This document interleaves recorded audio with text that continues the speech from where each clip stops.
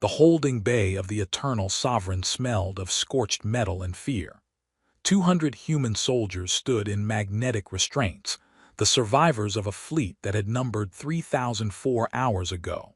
Private First Class Liam Chen tried to keep his breathing steady, tried not to think about Sergeant Morrison's last words over the comm before his fighter disintegrated, tried not to remember the way the Dominion weapons had torn through Earth's finest ships like they were made of paper. The Vraxthal guards moved among the prisoners with casual efficiency, their iridescent skin catching the harsh overhead lighting. They were tall, nearly 7 feet on average, and moved with the controlled grace of apex predators who'd never encountered anything that could threaten them. "Eyes forward," one of them commanded in accented but perfect human standard. "You will be presented to Queen Zathari the Unyielding. Any hostile action will result in immediate termination." Liam's hands trembled in his restraints. He'd heard stories about the Dominion Queen everyone had. 73 systems conquered, entire fleets destroyed, rebellions crushed before they could properly organize. She was supposed to be beautiful and terrifying in equal measure, a being so far above normal existence that mercy was a concept she'd forgotten. The restraints activated, forcing the prisoners into shuffling movement.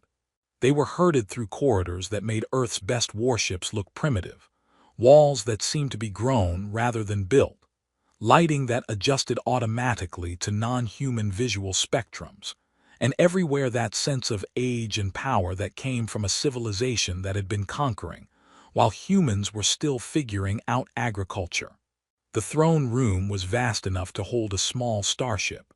Crystallized starlight, Liam didn't know if it was technology or some kind of exotic matter, formed pillars that reached toward a ceiling lost in darkness.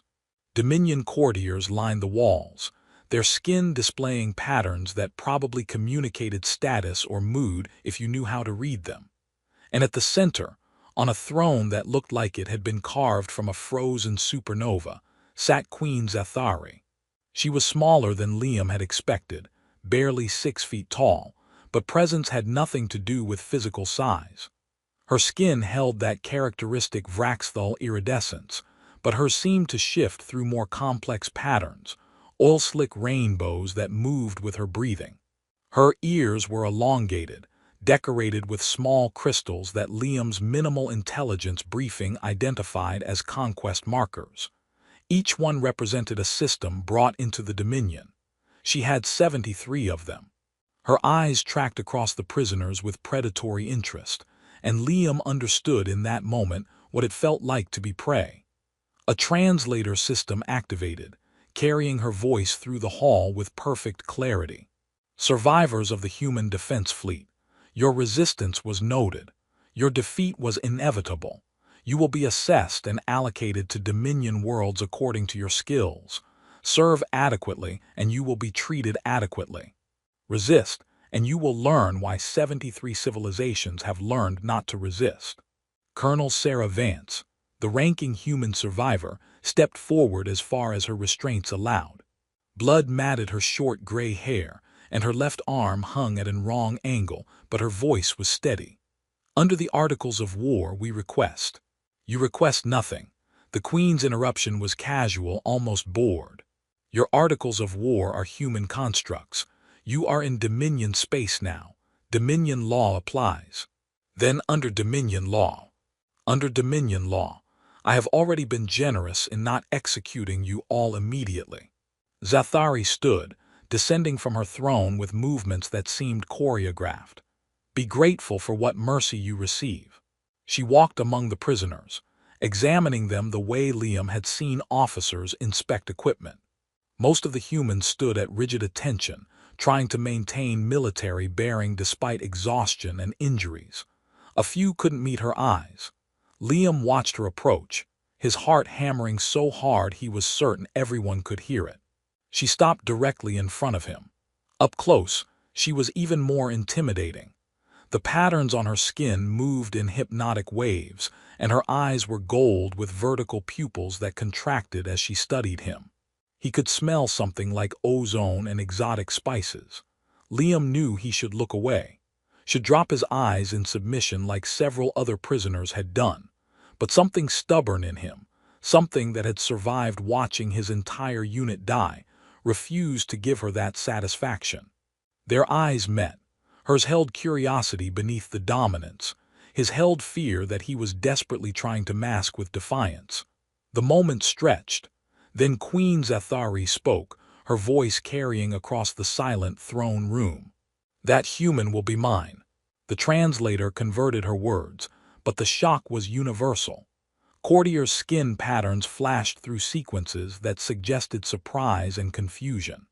The guards exchanged glances that clearly said this wasn't standard procedure. Colonel Vance found her voice.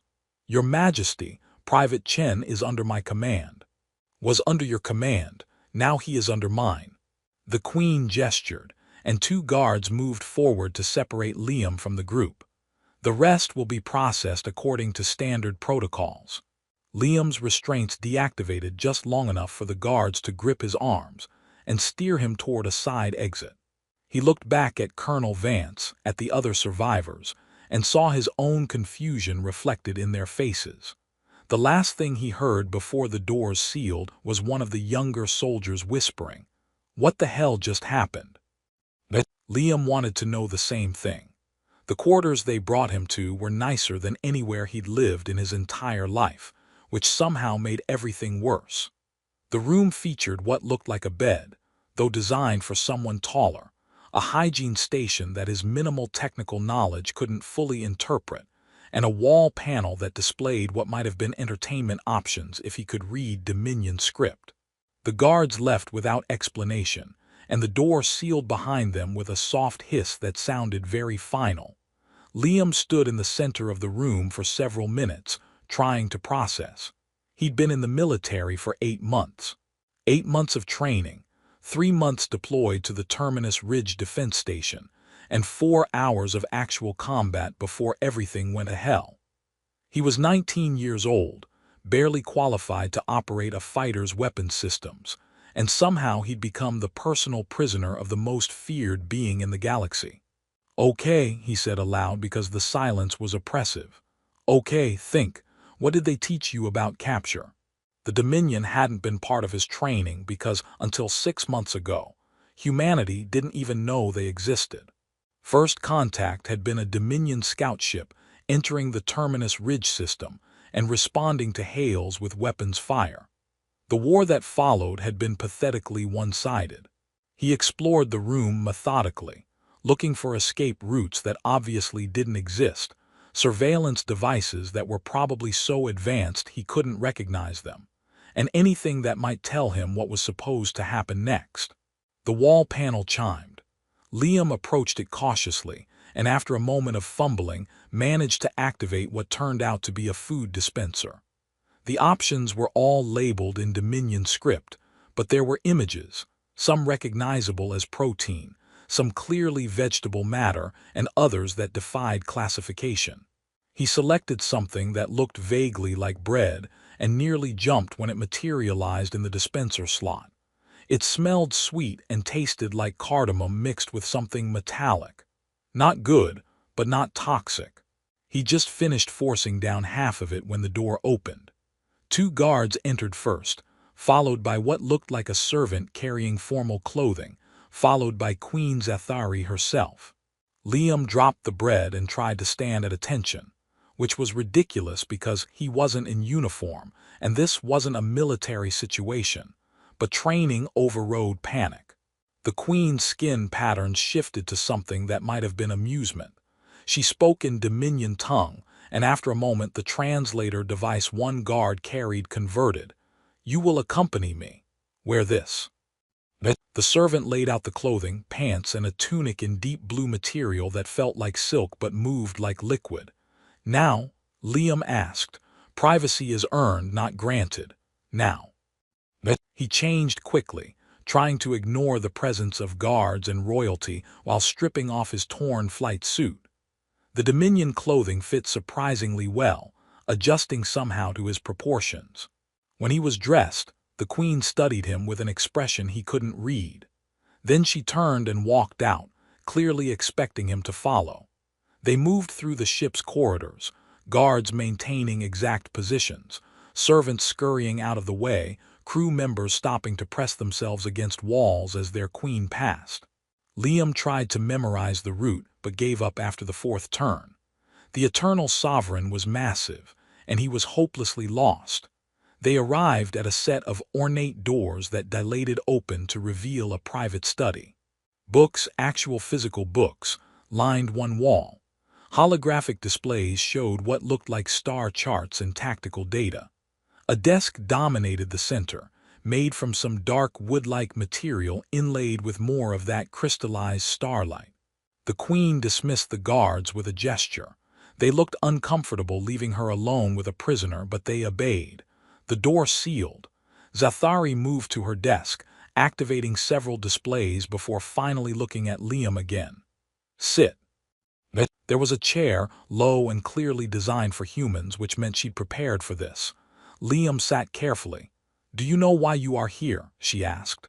"No, Your Majesty." "Honesty, good."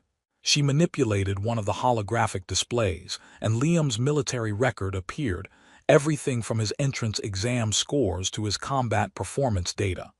"You are young, inexperienced. Your tactical contributions during the battle were minimal.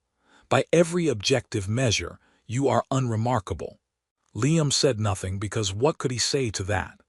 "And yet," the queen continued, "when I approached you in the hall, you did not look away. Most of your companions submitted immediately. Several attempted defiance through aggressive posturing. You simply looked at me. Why?" He considered lying, decided against it. "Because I figured I was dead either way, Your Majesty. Might as well die looking my enemy in the eye." Her skin patterns flickered through several rapid changes. "You accepted death but refused to surrender dignity. I guess. Interesting." She deactivated the displays and sat in her own chair, which adjusted to her proportions automatically. "I am going to conduct an experiment, Private Chen. You will remain here in my personal custody, and I will study you." "Study me how?" "I will ask questions. You will answer. I will observe your behavior. You will behave." Her eyes held his. "In exchange, you will live comfortably, you will not be harmed, and when I am satisfied, you will be released to join your companions in their assigned labor positions.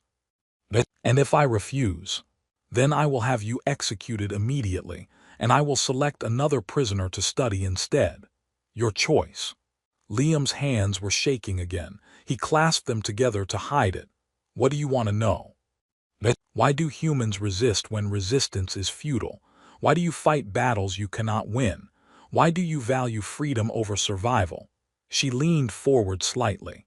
"I have conquered 73 systems, Private Chen. 73 civilizations that recognized superior strength and accepted integration into the Dominion. Humans are not stronger, not more advanced, not more numerous. Yet you fight anyway. I want to understand why." He stared at her, trying to process that the most feared conqueror in the galaxy was asking him. A 19-year-old private who barely passed his qualifying exams, to explain human nature. "I don't know if I can answer that, Your Majesty." "Then you will try, and I will listen, and perhaps we will both learn something." She stood, indicating the conversation was over. "You will be brought to this study daily. Cooperate, and your time here will be tolerable. Resist, and I will find less pleasant ways to acquire the information I seek." The guards were summoned, and Liam was escorted back to his quarters. The door sealed behind him and he collapsed onto the bed thing, his mind racing. The Dominion Queen wanted to understand humanity. She'd chosen him as her test subject, and somehow, impossibly, he was still alive. The next 6 days followed a pattern. Guards would collect Liam in the morning, or what passed for morning on a ship that never saw natural sunlight. He'd be brought to the Queen's study. She'd ask questions ranging from the philosophical to the mundane, and he'd answer as honestly as he could manage. She wanted to know about Earth's history, about the wars humans had fought against each other, about the concept of nations, and the fact that humans had only achieved unified government 2 generations ago. She was fascinated by human art, music, literature, things the Dominion apparently had in different forms but didn't emphasize the way humans did. Sometimes they'd talk for hours. Sometimes she'd simply have him sit silently while she worked, as if his presence alone provided data she needed. On the seventh day, she spoke to him in human standard without using the translator. "Your language," she said, the words slightly accented but perfectly understandable, "is inefficient. Too many exceptions to rules." Liam, who'd been reviewing a holographic display of Earth's moon landing, because the Queen had questions about why humans celebrated technological achievements, looked up in surprise. "You learned it in a week. I speak 17 languages fluently. Human standard is less complex than most." She gestured dismissively. "Continue. You were explaining why your species values individual achievement over collective efficiency."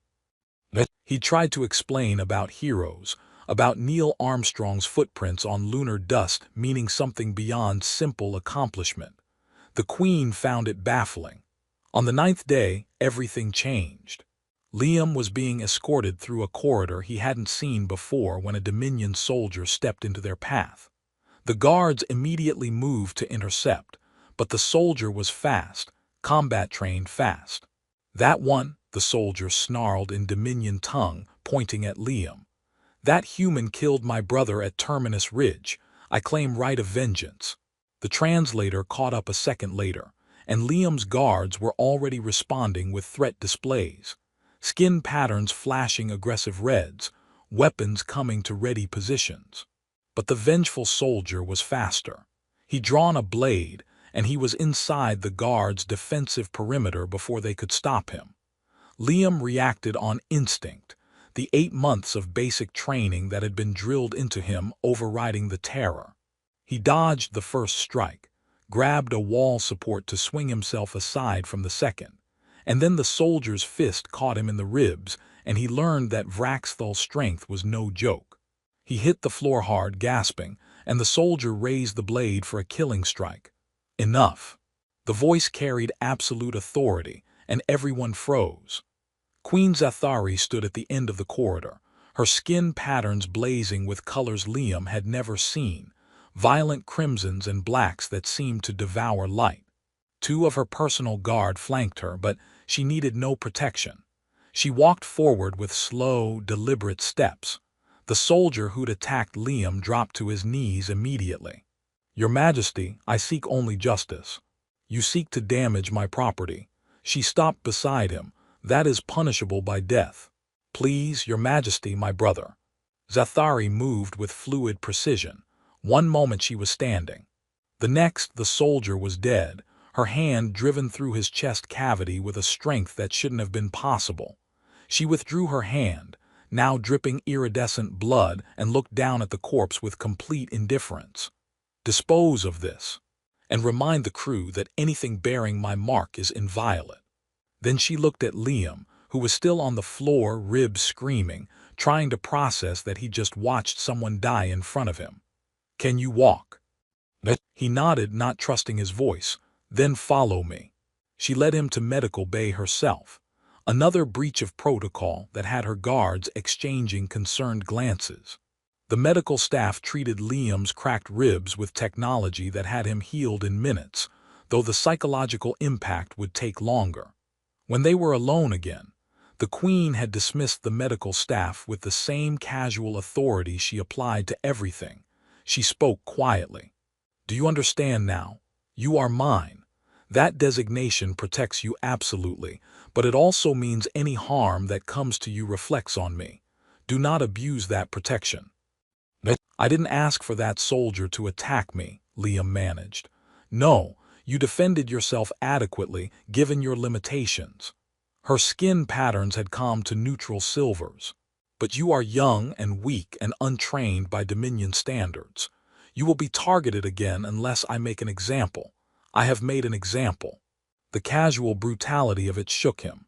She'd killed someone for attacking him, but not out of concern for his well-being, out of concern for her property rights. He should have been terrified. He was terrified. but he was also starting to see the contradictions in her. "Your Majesty," he said carefully, "can I ask you something?" "You may ask, I may not answer." "Why did you personally bring me to medical? You could have ordered someone else to do it." Her patterns flickered, surprise maybe. "You are valuable research. You have doctors who could have examined me. You have guards who could have carried me, but you came yourself." She was silent for a long moment, then, "Do not presume to understand my motivations, Private Chen." But something in her patterns, a fleeting combination of colors that the translator couldn't quite parse, suggested that maybe she didn't fully understand her own motivations either. That night back in his quarters, Liam lay awake thinking about conquerors who learned 17 languages, about queens who killed to protect their property, and about the moment when Zathari had looked at his injuries with something that might have been actual concern beneath the political justification.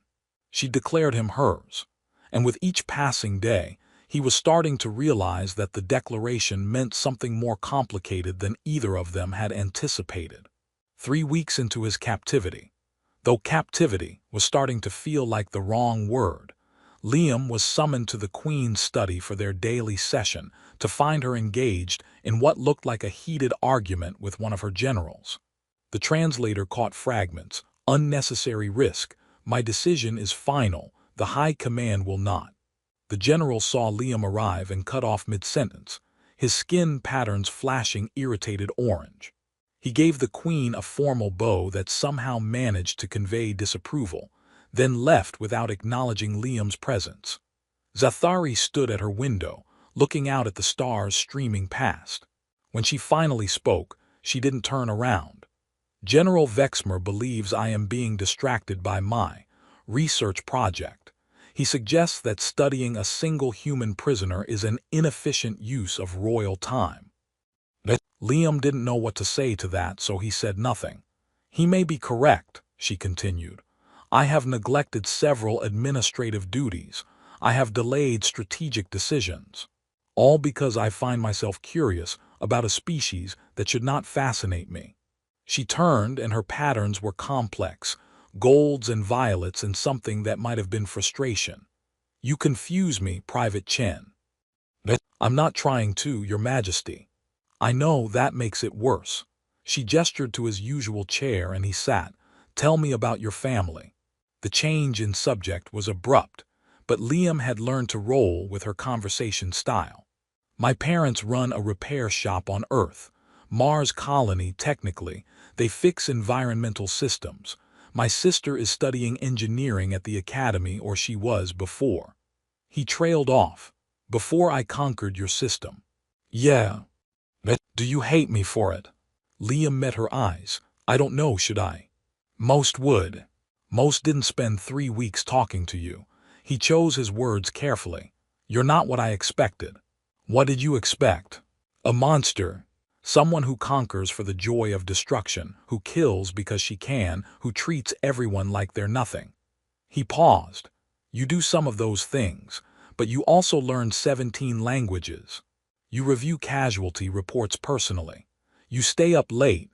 I've seen the exhaustion in your patterns, working on infrastructure plans for conquered worlds." Her expression was unreadable. "You think understanding the enemy makes them less dangerous?" "No, but it makes them more complicated." She sat across from him, and for a moment they simply looked at each other, conqueror and captive, queen and prisoner, and beneath all that, two beings trying to understand something that shouldn't exist between them. "My mother died in battle," Zathari said quietly. "I was 17 by your reckoning. The High Command expected me to fail, to be crushed by factions and internal politics. Instead, I conquered 12 systems in my first 3 years. I proved myself through strength, because strength was the only language they understood. And now I rule an empire where strength is still the only language that matters. But I wonder." Her patterns shifted to uncertain violet. "I wonder what would happen if there were other languages available." Liam understood what she wasn't saying. She was trapped by her own success, locked into patterns of conquest and dominance because any deviation would be perceived as weakness. My commanding officer, he said slowly, Colonel Vance. She led from the front. When our position was overrun, she stayed behind to give the rest of us time to evacuate. She got captured because she cared more about saving her people than saving herself. That is inefficient leadership. That's human leadership. We follow people who would bleed with us, not just command us. Zathari's patterns flickered through several rapid changes. You are suggesting that my leadership style is flawed. I'm suggesting it's different, and maybe. Liam took a breath, knowing he was about to cross another line. Maybe that's why you can't understand why humans keep fighting you. We're not impressed by pure strength. We're impressed by people who use their strength to protect others, not just dominate them. The silence that followed was absolute. Liam watched her patterns cycle through colors he'd learned to recognize. Surprise, consideration, something that might have been anger, and finally settling on thoughtful gold. You speak with remarkable boldness for someone in your position. You told me to be honest. I did, she stood abruptly. Leave, I need to think. Liam returned to his quarters, certain he'd finally pushed too far. Hours passed. Then a full day with no summons, no word, nothing but meals delivered by servants who wouldn't meet his eyes. On the third day, the door opened to reveal not guards but Queen Zathari herself, alone and wearing simpler clothing than he'd ever seen her in. Come with me. She led him through corridors he'd never seen, deeper into the ship, to a section that seemed older somehow. They passed no other crew she'd clearly arranged for privacy.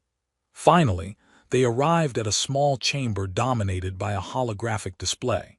As they entered, it activated, showing thousands of names in Dominion script accompanied by what looked like service records. Every soldier who has died under my command, Zathari said quietly. 4,732 individuals. I maintain this memorial privately because public mourning is considered weakness in Dominion culture. Liam stared at the names scrolling past. You remember all of them. I remember their names, their ranks, and how they died. It is the least I can do when I am the one who ordered them into battle. Her patterns had dimmed to sorrowful blues. Do not presume I am untouched by the weight of command simply because I do not display it publicly. He felt something shift in his chest, the first crack in his hatred replaced by something more complex. I'm sorry. I didn't. You judged based on what you could see. That is natural. She looked at him directly. But now you see more. What do you judge now, Private Chen? I think, he struggled to find words. I think you're carrying more than anyone should have to carry alone. And I think the Dominion's idea of strength is making you weaker, not stronger. Explain. Colonel Vance had advisors she trusted. People she could be honest with about her doubts and fears. That didn't make her weak. It made her better at her job because she had people helping her think through problems. He gestured at the memorial. You mourn alone because showing emotion is forbidden. But that means you never process the grief, never share the burden. Eventually, that will break you. Zathari's patterns cycled through rapid changes. Anger, denial, consideration, and finally something that looked almost like pain. You speak of things you cannot understand. Maybe, but I understand what it's like to watch people die and have no one to talk to about it. His voice cracked slightly. I watched Sergeant Morrison's fighter explode. I watched 30 people I'd trained with get killed in 4 hours. And when I got captured, I had no one. Until these conversations with you, I've been completely alone with all of it. She turned away from the memorial, her patterns shifting to something he'd never seen before, a complex mixture that the translator couldn't parse but that looked almost vulnerable. This was a mistake, she said quietly. I should never have claimed you. I should never have started these conversations. You are making me question things that should not be questioned. Is that really so bad? Yes. She faced him again, and her eyes held something fierce and desperate. Because if I change, if I show weakness, the high command will remove me. There are a dozen generals who would happily take my throne if I give them an excuse. And then whoever replaces me will be worse, more brutal, more absolute with none of my restraint. So you're trapped. We are all trapped by the roles we must play. Her pattern settled into resigned silver. I can no more change the Dominion's culture than you can change being human. But what if you could? What if there was a way to change things gradually, to introduce new ideas without triggering a coup? Liam was thinking out loud now, trying to work through a problem that was way above his understanding. What if you framed compassion as strategic efficiency rather than weakness? That would require— She paused, her patterns flickering with calculation. That would require a demonstration, proof that alternative approaches produce superior results. They stood in the memorial chamber, surrounded by the names of the dead, and Liam saw the exact moment when Queen Zathari, the unyielding, began considering the possibility that everything she'd built her empire on might be wrong. It terrified both of them. The relationship between captor and captive continued to evolve in ways neither could control. Liam's daily sessions in the study became longer, more personal. Zathari began asking about human concepts like friendship, trust, and love, things the Dominion had clinical terms for but didn't practice the way humans did. Your literature is obsessed with emotional bonds, she observed one day while reviewing a collection of human stories Liam had recommended. Romeo and Juliet die rather than live apart. That is statistically absurd. It's not about statistics. It's about caring more about someone else than you care about yourself. That is weakness, or it's the strongest thing humans do. Choosing to be vulnerable with someone to give them the power to hurt you and trusting they won't. He watched her patterns shift uncertainly. Have you ever trusted anyone like that? No, trust is a luxury queens cannot afford. That sounds lonely. It is necessary. But her patterns told a different story. Muted blues and violets that suggested she understood exactly how lonely it was and hated it. Weeks became months. Liam learned to read her patterns fluently, could tell her moods before she spoke. She learned human expressions, understood that his smiles weren't always happiness, and his silences weren't always submission. He started attending her strategic meetings as an observer, offering occasional human perspectives that sometimes, to the general's irritation, proved useful. She started asking his opinion on policy decisions, not because she needed his approval, but because she valued his different viewpoint. The crew noticed. Whispers spread about the human who had the queen's ear, about Private Chen who sat beside the throne during formal audiences, about the impossible relationship developing between conqueror and conquered. Then the political crisis came. General Vexmer presented a formal demand from the High Command. The human prisoners captured at Terminus Ridge must be executed as a demonstration of Dominion power. Several conquered systems were showing signs of rebellion, and the military believed visible brutality would discourage resistance. The demand was delivered during a High Command meeting that Liam attended via holographic link. He watched Zathari's patterns flash through angry reds as she read the document. "This is unnecessary," she said coldly. "The prisoners are already allocated to labor positions. They pose no threat." "They pose a symbolic threat," Vexmer countered. "The rebellious systems see your treatment of human prisoners as evidence of weakness. They believe that if humans can be treated with basic dignity, perhaps they too can resist. So your solution is to murder 200 unarmed prisoners to maintain fear." "Yes, Your Majesty, it is the Dominion way." Liam saw Zathari's patterns cycle through calculation, fury, and something that looked like desperation. She was trapped. Refusing the order would be seen as weakness and could trigger exactly the coup she'd warned him about. Agreeing would mean killing people she'd promised to protect, betraying the principles she'd been slowly developing through their months of conversation. The meeting ended with her demanding time to consider. When the holographic link cut, she sat in silence for several minutes. "I have no choice," she finally said. "If I refuse, they will remove me and execute the prisoners anyway. At least if I comply, I maintain power to prevent future atrocities. That's a rationalization, and you know it. Her patterns flashed angry red. What would you have me do? Sacrifice my throne for 200 humans I barely know? I'd have you be the leader you told me you wanted to be, the one who doesn't rule through fear alone. That leader would be dead within a week.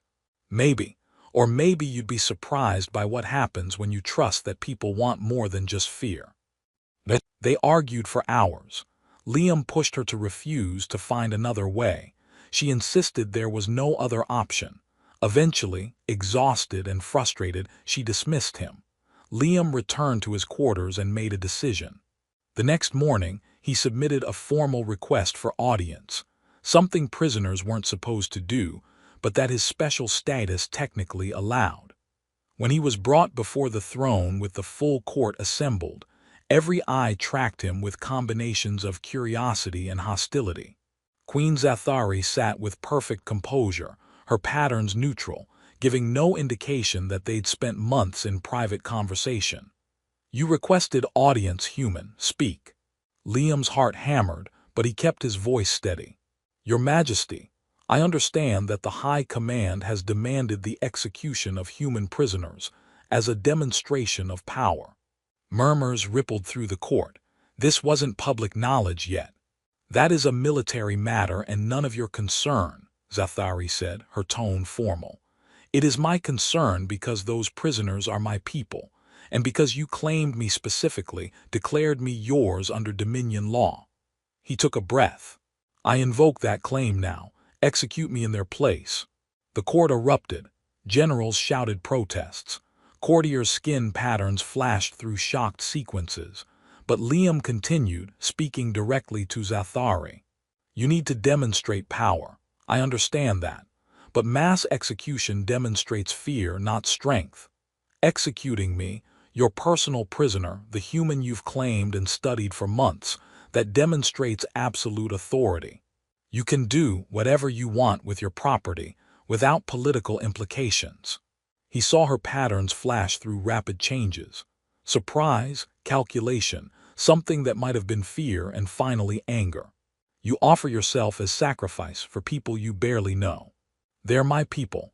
Colonel Vance stayed behind so we could escape. The least I can do is try to save those who made it. He stood straighter. Besides, you told me humans confuse you because we value things beyond survival. Here's your answer. We value each other. The throne room fell silent.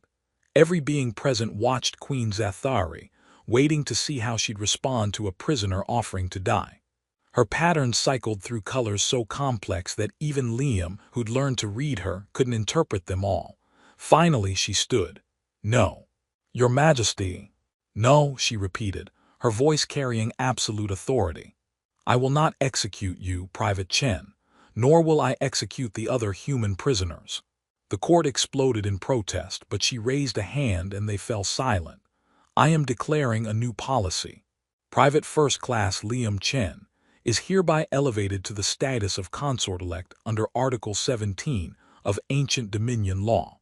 The shock was palpable. Article 17 hadn't been invoked in 3 centuries. It was an archaic provision that allowed a monarch to designate a partner from outside the nobility, granting them protection and status just below royal level. General Vexmer stepped forward, his patterns blazing red. Your Majesty, this is madness. A human consort.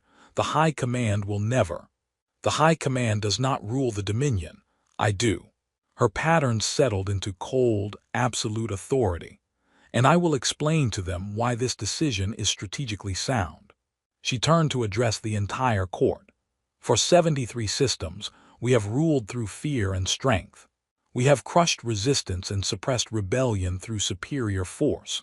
And what has it gained us? Constant uprisings, endless military expenditure, populations that serve out of terror rather than loyalty. She gestured to Liam.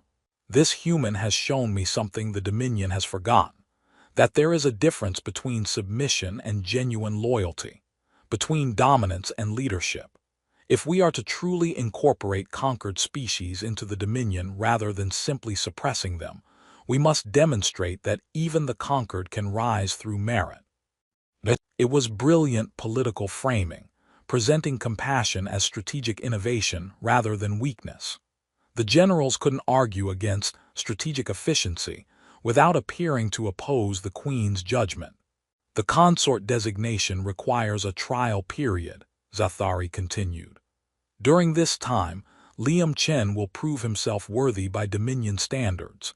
He will receive military training, cultural education, and formal instruction in governance. If he succeeds, he will become royal consort with full status. If he fails, her patterns flickered. Then the high command may have their executions. It was a gamble, buying time by making it personal, by creating a narrative where her decision wasn't about mercy, but about testing new approaches to integration. The court argued for hours. Hardliners demanded immediate executions. Moderates saw potential in the Queen's framing. But ultimately, Zathari's authority held. The session ended with a tentative acceptance. Liam would undergo 6 months of trials. The other human prisoners would be held pending the outcome. When they were finally alone in her study, Zathari's patterns shifted to exhausted blues. You are either incredibly brave or incredibly foolish. You keep saying that like they're different things. What you did today. She shook her head. You forced my hand. You gave me the excuse I needed to refuse the executions without appearing weak. I know, you would have found another way, but it would have cost you politically. This way, you can frame it as testing a new approach. And if you fail, if you cannot prove yourself by Dominion standards, then I fail, but at least we tried. He met her eyes. And at least you'll know you didn't compromise who you're becoming for politics. Her patterns shifted to something he'd never seen before, soft golds mixed with pink undertones, vulnerable and uncertain. Who I am becoming terrifies me. Good, it should. Changing is supposed to be scary. She moved closer, and for the first time in their months together, she reached out and touched his hand. Her skin was warm, her patterns pulsing beneath the surface like living light. If we do this, she said quietly, if I truly try to change the Dominion from within, using you as the catalyst, it will be dangerous for both of us. There will be assassination attempts, political machinations, constant challenges to your status. I know. You could die. I was already supposed to be dead. Everything since you pointed at me in that throne room has been borrowed time. He squeezed her hand gently. Might as well use it for something worthwhile. Her patterns blazed gold so brightly that the entire study filled with light, and Liam understood that something fundamental had shifted between them. She was no longer just his captor, and he was no longer just her prisoner. They were becoming something else entirely, partners in an impossible project to transform an empire, allies in a gamble that could either change the galaxy or get them both killed. Thank you, she said softly. For what? For seeing something in me worth saving. Her patterns shifted to gentle gold. For being foolish enough to believe that even conquerors can change. He smiled. Someone wise once told me that judging people based on what you can see is natural, but understanding comes from seeing more. I never said I was wise. You didn't have to. They stood together in her study, hands clasped. And outside the window stars streamed past as the eternal sovereign continued its journey through space the Dominion controlled absolutely. But inside that study, in the connection growing between conqueror and conquered, something new was being born, something that had nothing to do with dominance or submission, and everything to do with two beings choosing to trust each other despite every logical reason not to. It was the beginning of something that would either destroy them both or transform an empire, possibly both. The 6 months that followed were the hardest of Liam's life. The Dominion's idea of training made Earth's military boot camp look gentle. He was subjected to combat instruction that left him bruised and bleeding daily. Cultural education that required him to learn 17 different forms of formal address, and the meaning of hundreds of pattern combinations. governance lessons where he studied the administration of an empire spanning thousands of systems. He failed constantly. His human physiology couldn't match Vraxthal's strength. His memory wasn't enhanced by neural implants. His understanding of Dominion politics was rudimentary at best, but he kept trying. Zathari watched his progress with combinations of frustration and pride. She attended his combat training sessions, observed his cultural examinations, reviewed his governance proposals. When he failed, which was often, she didn't coddle him. She pushed him harder. "The High Command is looking for any excuse to claim you are unworthy," she explained after he'd failed a tactical examination for the third time. "I cannot protect you through favoritism. You must earn status through genuine achievement." "I'm trying. Try harder." But in private, away from the political theater, she was different. She taught him to read Dominion histories, explain the nuances of her culture that textbooks couldn't capture, and occasionally, very occasionally, let her patterns shift to golds and pinks that suggested she cared about more than just his political usefulness. Their relationship evolved slowly, carefully, a hand touching in passing, conversations that stretched into the ship's night cycle, moments where the roles of queen and consort fell away and they were simply Zathari and Liam, talking about fears and hopes and the impossible task they'd undertaken. 3 months in, Colonel Vance and the other human prisoners were given a choice: return to human space or accept Dominion citizenship with full rights on a colony world. It was unprecedented, conquered soldiers being offered genuine choices rather than just labor assignments. Most chose to return home. Some stayed, curious about the changes happening in the Dominion. Colonel Vance stayed long enough to speak with Liam privately. "You know what you're doing is insane," she said. "Yes, ma'am. You're trying to change an empire from the inside by sleeping with the conqueror." We're not," Liam's face burned. "It's not like that." Vance's expression softened slightly.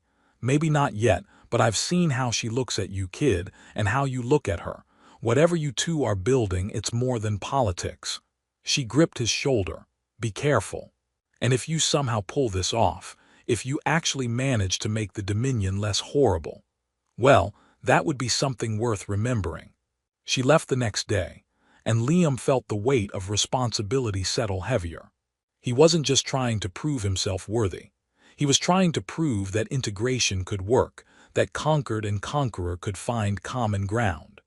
At the 5-month mark, Liam faced his final trial: a public strategic debate with General Vexmer on the topic of planetary integration policies. If he could demonstrate competence before the High Command, his consort's status would be confirmed. The debate hall was packed. The High Command attended in full.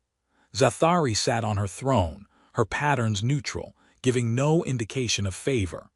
Vexmer argued for traditional approaches: overwhelming military presence, strict resource quotas, suppression of local governance in favor of direct Dominion control. His points were logical, backed by centuries of successful conquest. Liam argued for something different: graduated autonomy, where conquered worlds could earn self-governance through compliance. Shared resource management that benefited both Dominion and local populations. Cultural exchange programs that built genuine loyalty rather than enforced submission. It was radical, unproven. And he delivered it with every ounce of conviction he possessed. The High Command deliberated for 3 hours. When they returned, the senior general's patterns were unreadable. The consort-elect's proposals are unconventional. They deviate significantly from established doctrine. A long pause. However, recent analysis suggests that traditional suppression methods are becoming increasingly costly. The consort-elect's approach may warrant experimental implementation. It wasn't enthusiastic approval. It was barely approval at all, but it was enough. Queen Zathari stood.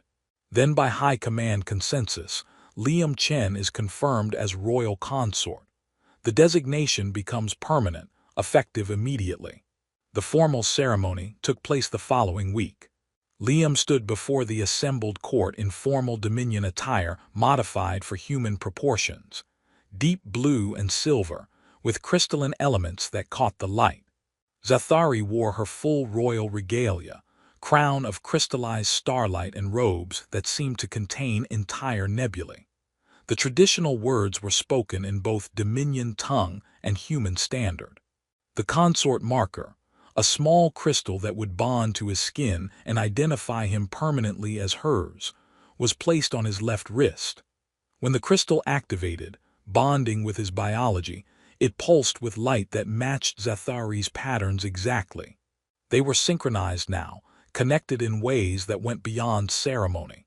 She leaned in close enough that only he could hear and whispered in human standard. They stood together, watching stars stream past, and Liam felt the weight of what they'd accomplished and what still lay ahead. 6 months ago, I was a terrified prisoner, he said. Now I'm consort to the most powerful being in the Dominion. How did this become my life? You offered to die for people you barely knew. I decided to learn why. Her patterns shifted to gentle golds, and in learning I changed. You changed me, Liam Chen. We changed each other. She took his hand, her patterns pulsing in rhythm with his heartbeat, visible proof of their connection. The High Command approved your proposal for experimental implementation. 3 systems will test your integration approaches. If they succeed, we will expand. If they fail, then we try something else. That's how progress works. You experiment, you fail, you learn, you try again. That is very human. You're starting to sound human yourself sometimes. Her patterns flashed amused gold. Do not let the generals hear you say that. They stood in comfortable silence for a while, and then Zathari spoke again, her voice carrying vulnerability he'd learned to recognize. Do you ever wonder what would have happened if I had chosen differently? If I had pointed to someone else in that throne room? Sometimes, but then I remember that you didn't choose someone else. You chose me. And I choose to believe that meant something. It did, it does. She turned to face him fully. I saw someone terrified but unbroken. I saw strength that didn't come from physical power but from something else, something I wanted to understand. And in understanding I found. She struggled for words, her patterns cycling uncertainly. Found what? Something worth protecting beyond empire. Someone worth becoming better for. Liam's throat tightened. I feel the same way about you. Which is insane because you conquered my system and killed people I knew, and you're still terrifying, and you probably always will be. She kissed him. It was the first time, and it was clumsy because Vraxthal and human anatomy weren't perfectly compatible, but they made it work through patience and experimentation, and the same determination they'd applied to everything else. When they broke apart, her patterns were blazing with colors he'd never seen before, combinations so complex and beautiful that he didn't need a translator to understand their meaning. He couldn't find words. Adequate, she said with mock seriousness. Then her patterns shifted to playful gold. We will need more practice. I volunteer for as much practice as necessary. Good, because I have decided that if I am going to change an empire, I might as well have someone beside me who will tell me when I am being an idiot. You're never an idiot. Terrifying, sometimes stubborn, occasionally murder-happy, but never an idiot. Murder-happy. You killed that soldier who attacked me without hesitation.